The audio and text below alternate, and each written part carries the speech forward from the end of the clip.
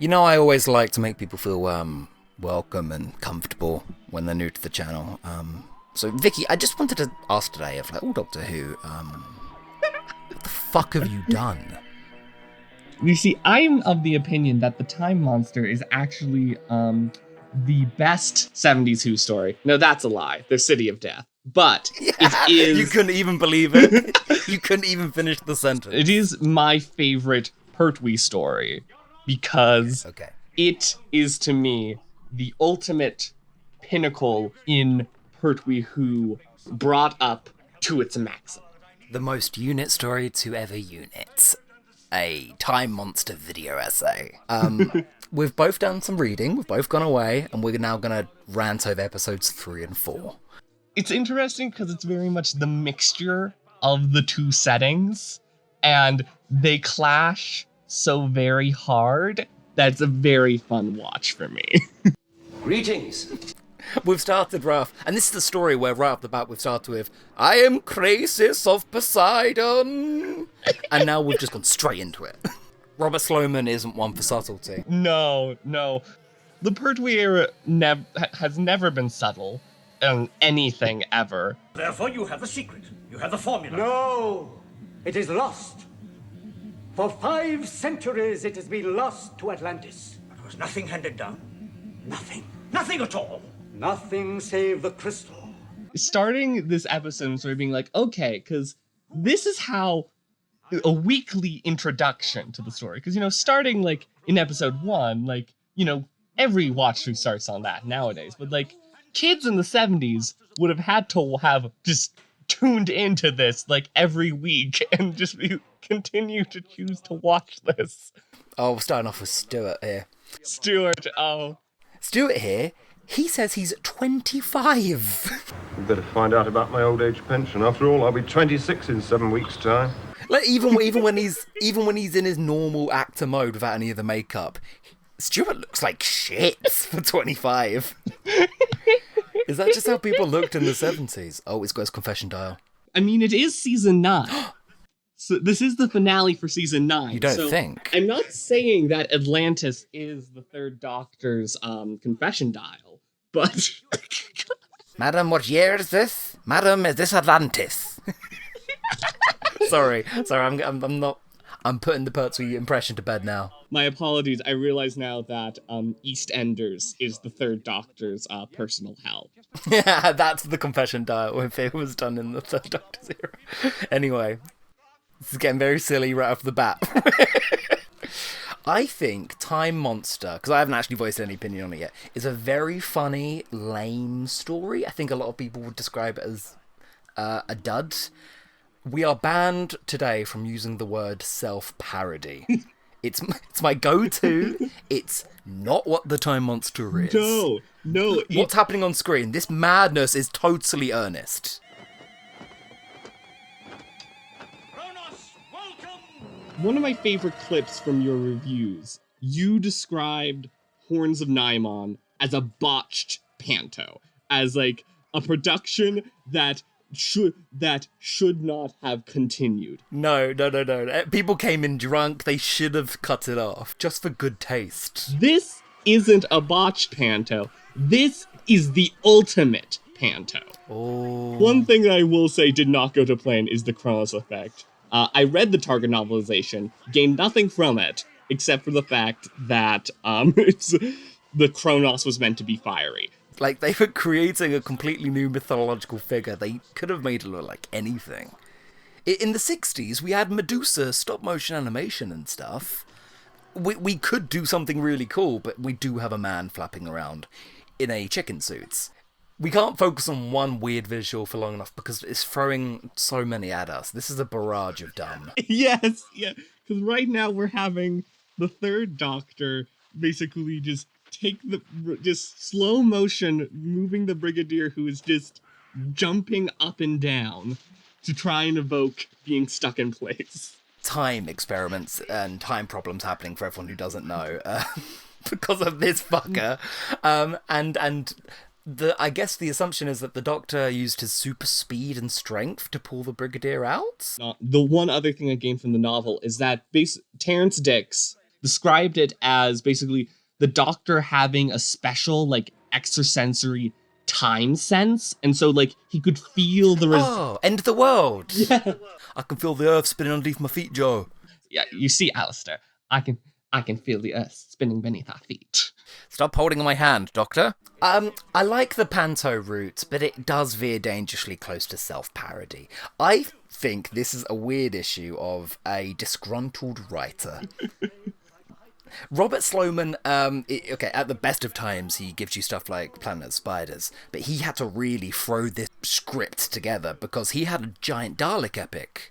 Daleks in the UK completely thrown in the trash because nobody stopped to check whether they owned the rights to the Daleks. The Terry Nation estate absolutely still did. And the writing process for Time Monster is really weird. I don't know if you know this. He wrote the first 2 episodes first, then the last episode, and then, lastly, what we're watching now. That makes a lot of sense. That makes a lot of sense. It does, doesn't it? Because this episode, part 3, is very interesting in that the Doctor and the actual heroes of the story don't do anything. They're just sitting in a cottage, waiting for the Master to actually, like, catch up with the plot, in a way. In a way, isn't the story from this point everyone catching up with the Master? Because the Master is 2 steps ahead, and the Master is the protagonist. In a way, it feels like everyone's waiting around for the point where the Master's, like, ready to engage his next plot point, which is... Got you. The D&D campaign has hit a bit of a slump. Yes. And also they got bored of the campaign, so they're just going to Atlantis and going to run around some Minotaur mazes. Oh. Of course. And here we can see the hair of Atlantis. Well, an inspired choice. It's a very special choice. It's not the biggest hair choice the Pertwee era ever made. That's Monster Apelladon with the 2-tone afros. My favourite Who hairstyle is the Leisure Hive? I like to think that around all these like drab military uniforms, Joe and 3 actually got along in the first place because they both have style. The wardrobes, that's styling on everybody else in this era. How about a sandwich? Only marmalade, I'm afraid. I'd love one, please. This isn't a picnic. One moment you're talking about the entire universe blowing up, and the next you're going on about tea. Well, yes, you see, we're in a filler episode, my dear Brigadier. The main writer who was credited is Robert Sloman, but with all of his scripts, Barry Letts was an uncredited co-writer. Yeah, one of my ideas was that Barry Letts at this point was probably already thinking up the 3 Doctors and the fact that, eventually the Doctor would be totally free from Earth. We've done 2 seasons of Delgado. We're probably wrapping up here. Exactly. We have done 3 seasons of this Earthbound stuff. Yeah, it's going to be the 10th anniversary next year. We should, give him his freedom as a meta birthday present. They always do that at anniversaries. Once the Doctor isn't bound to Earth, what's the point of the Unit family? Before Unit dissolves, which it eventually did in the Baker years, like, giving this ultimate story, which every single member of the principal cast has moments to shine in. 2 of the major cliffhangers happen to Yates and Benton. So that's where, the stakes of the story are for this first half. In episode 2, Benton is allowed to outsmart the Master. Delgado's crap in this in general. Nothing goes his way. It is kind of like showing that the Master is not really a credible threat at this point. He is essentially, the 6th member of the Unit family. He's Team Rocket at this point, yeah. Here we go. 3 is assembling a modern art piece right now. People use this moment to slam on the story, and even though I'm not this story's biggest fan, the Brigadier's the straight man. He's laughing at it. I think it's amazing that the Master has spent like 3 episodes setting up this very complicated plan, and the Doctor's just picked up some junk he found in his pockets and beaten him in like 5 seconds. That is such a Pertwee thing to do, though. I wonder if any other Doctor could even get away with doing this. That's how, like, essentially Pertweean. McCoy could, but he just used straight up magic. Yeah. So we do this, and then we zoom in on the mug, and the story is so self-impressed with itself for this. It's such a funny shot. And the fact that we've stopped for mid-story marmalade sandwiches is not only something we need to do more often, I know. It's so also bad. the very problem I take with this serial. It's delaying, it's padding so blatantly, I think it's flipping off the audience. Like, okay, what's happened in this story, in this part? We've got problems happening with time, but the Doctor in this conversation has said like 3 times, Brigadier, we are literally stuck, we have slowed down, and then he talks about delaying tactics. Delaying tactics, Brigadier. Robert, we know. Because your time had slowed down too. I think this is the most blatant example of filler in Classic Who, but it's done so mischievously, probably, I don't actually have a problem with it. The entire first half of this episode is the Doctor setting up that tea leaf thing, and then it just instantly gets blown up by the Master. This cast is so lovable and so enjoyable that giving it so much space and so much to just play around and have fun is a joy to watch in and of itself. Like, the lack of content becomes content because everyone is so fun. It's what we always wanted with this dynamic was just go to the pub. Let's just see their like after hours conversations. The whole world is at stake. It's a massive stake story, this one. But everyone is just chumming around, drinking tea and having marmalade sandwiches, which is very, very Paddington Bear and very, very cute. Unit Era fans, I don't think the actual plot matters all that much. Yeah, like, and this isn't a full package. This is just fun things, like, oh, it's a man on a horse. The unit years can do no wrong if they've already won you over.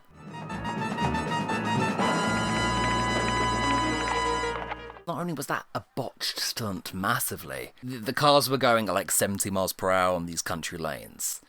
He then sued the BBC for years and years afterwards. And you know what? It was worth it for that weird fucking shot. When I think of the Time Monster, I think of this bizarre stuff of a unit fighting like a bunch of people displaced from the past. Which, by the way, that's just war games. That's war games again. the Master just has this watch where he can transpose things in time instantly, and it's never been brought up before, and will never be brought up again in the story. But it's just like, it's the Master. Of course he has this. I think the unit years are all variations on the same formula, of course.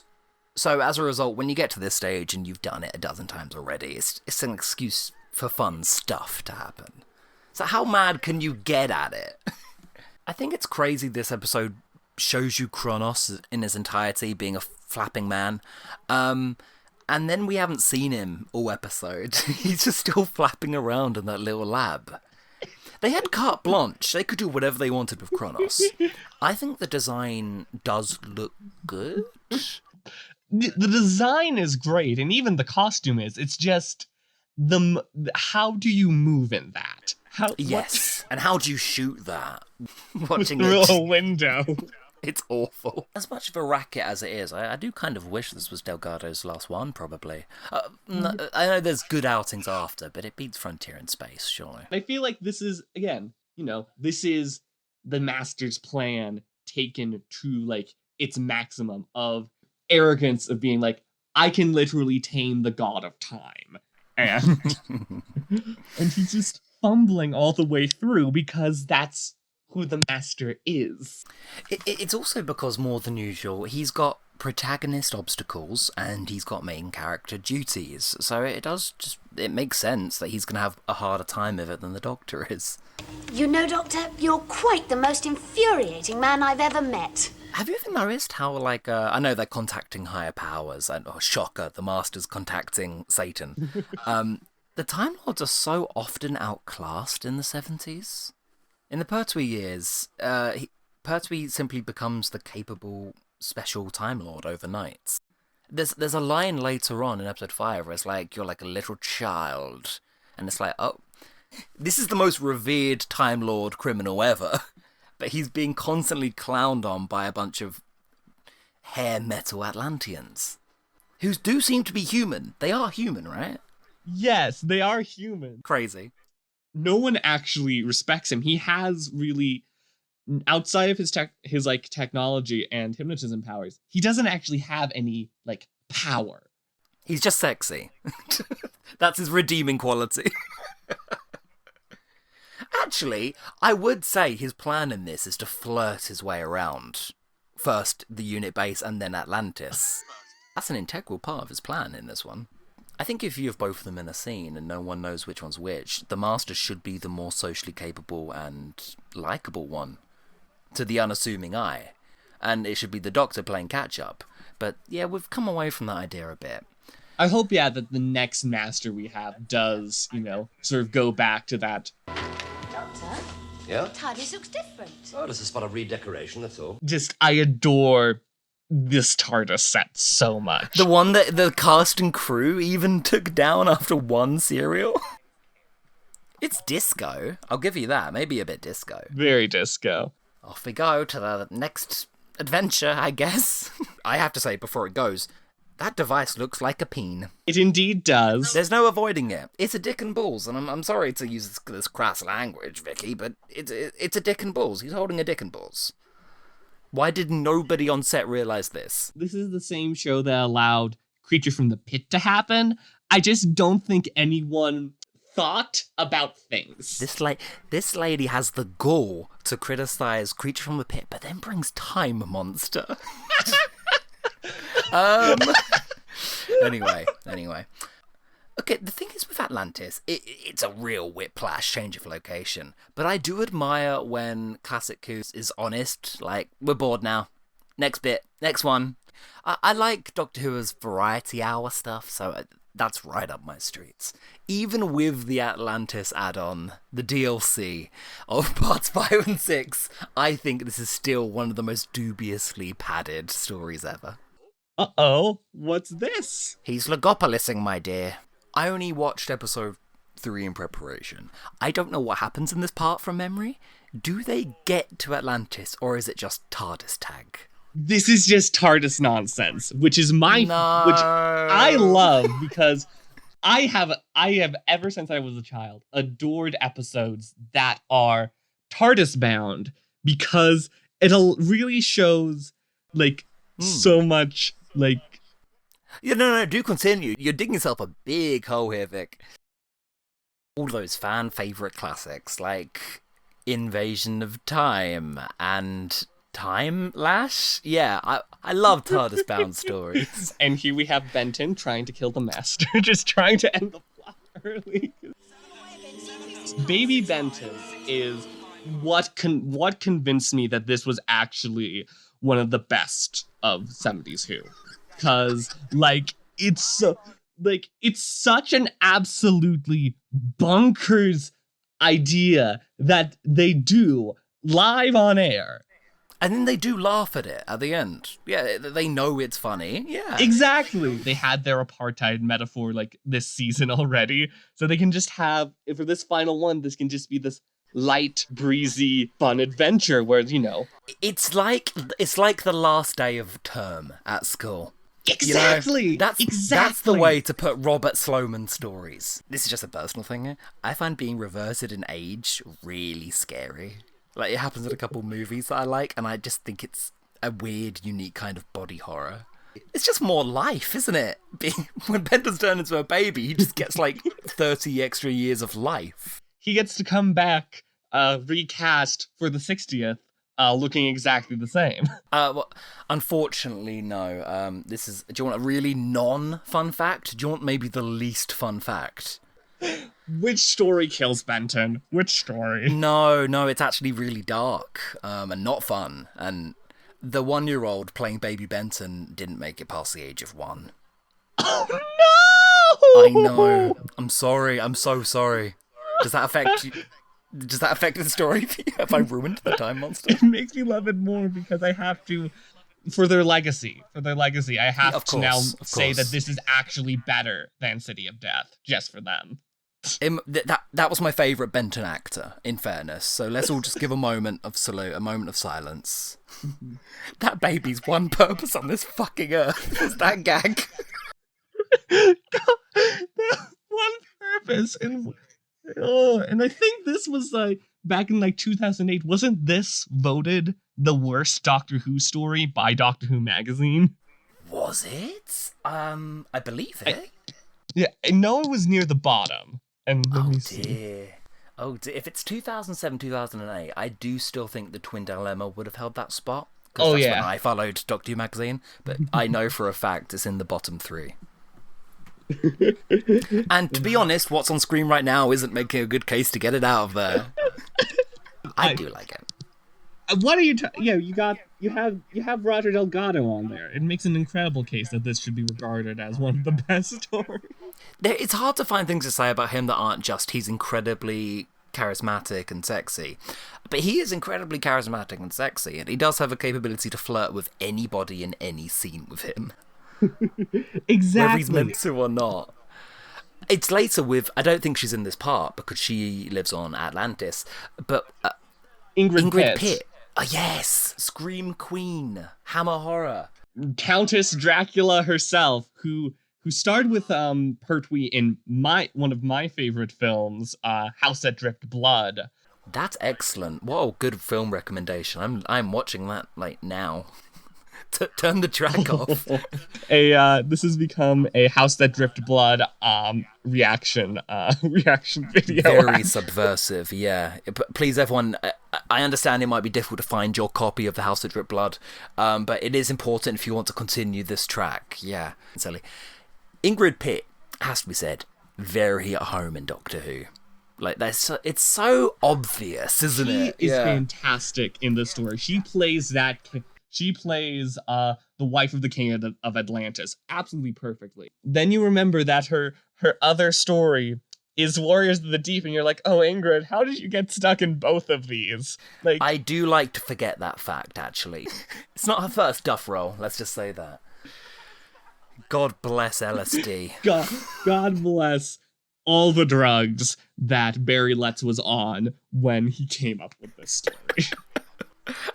It's not an exaggeration either. How potent do you think the tabs were in 72? So Benton being a baby is funny, but there is a childhood part of my brain that's like, no, I don't like that. Actually, I don't like that. That's scary. My biggest fear, really, Vicky, is having to do all this life bollocks all over again. Deep down, that is the worst thing I can imagine.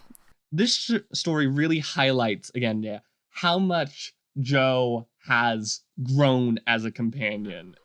Oh, yeah, we haven't mentioned her once. Which is such a shame because Joe really is the key to making this era so amazing. Like, her arc is just... I think it is the best companion arc we have ever gotten. That's totally fair. Honestly, if push comes to shove, you can take out Yates, you can take out the Master, you could probably even survive without the Brigadier. Take Joe out, and I do struggle caring about UNIT at all. Even in the Sarah times, and the Sarah times. The before times with Sarah Jane. When do we get to Atlantis, man? I'm looking at my watch. We get to our next episode. Oh, joy. The one we're not watching. Awesome. That's the thing, though. Atlantis is hyped for 5 fucking episodes.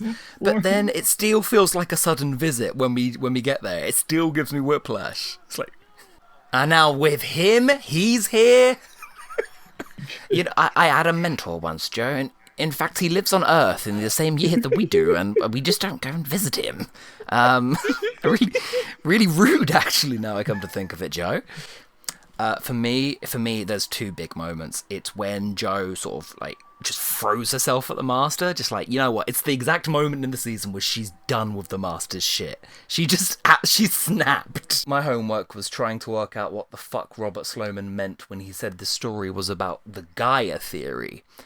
For anyone who does not know Gaia theory, it was a scientific concept coming out at the time. It was brand new in the 70s. That is, every single living thing on a planet, every organism is part of the planet's functions. And you're like, okay, fair enough. It's been massively disputed. Where the fuck does that fit into the Time Monster? Yeah, where does that fit in here? I've tried so hard to work it out. Yeah, like, if anything, like, the Green Death is more of a Gaia theory story than this. We can't know. We only get what we're given, and what we were given is a lot of funny, trashy fun. Yes. This is the most intentionally trashy fun Doctor Who has ever gone into. The Time Monster knows exactly what it is, and it enjoys itself. It's allowed to exist, and it's happy for that. And nobody stepped in and stopped it from existing, which is really the main thing I have to say about it.